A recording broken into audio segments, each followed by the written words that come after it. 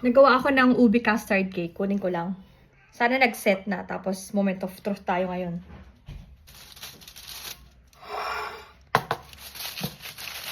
Ito siya.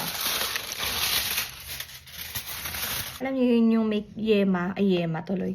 Yung merong custard sa taas or leche flan. Wala kutsilyo. Gilid. Sana maganda ang kalabasan.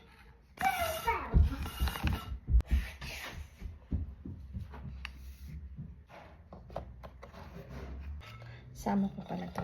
Ang plato.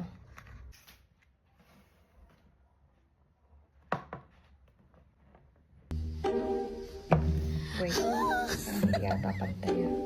Mas ko lang yung plato. Nakakatakot. 1, 2, 3.